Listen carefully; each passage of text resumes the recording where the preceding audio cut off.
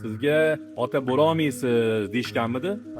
Agar eko qildirmasangiz, umuman olganda mana ko'rsanglar bo'ladi, bemorimiz 1 milliy kolичествоda 2 million spermatozoidlar chiqqan, A kategoriya почти 0, umuman sperma holati 11% bergan. Bu bemor bizaga 5-noyabrda murojaat qilgan ekanlar, familiyasini yopib qo'ydik. Endi kruger tahlilini ko'radigan bo'lsak 0 chiqqan. Absolut. Почти 0 desak ham bo'ladi bu bemorda. No, bizaga kelyaptilar. Bugungi chislo bilan mana sperma topshirganlar, ko'radigan bo'lsak 1 milliy kolичествоda 16 million spermatozoid aniqlangan. Xo'p, bundan tashqari ko'radigan bo'lsak, tirik spermalar holati уже 55dan 55% beryapti.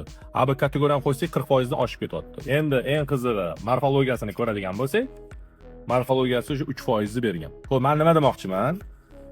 Umuman eko aka shoshilmaslik kerak. Endi bular nimaga ekoga sirazi eko qilmasa ham bo'lmaydi, vaqtingni ketkazma degan sizga.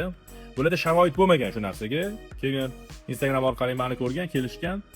Men bularda birinchi aniqlagan narsam varikotseliz chiqdi. Shu tomonlama og'ir daraja chiqqan. Bilmayman, hatto shuni tekshirib ham ko'rishmagan. Men aytdim, raz ekoga imkoniyatingiz yo'qmi? Keling bu tomonlama davolab ko'ramiz. To'g'ri tashxis qo'ydik, ilmiy asos bilan davoladik, to'g'ri davoladik, 2 oydan keyin natija zo'r. Hozir yo'q holatdan bularda real shans holat kelib chiqdi. Farzandli ko'rishga уже shansi bor bularni. Bemalol o'zlari, ayollar bilan ozgina shug'ullanamiz, bular bilan ozgina ishlarimiz qolgan, inshaalloh o'zlari farzandli bo'ladi-da. Mana natija.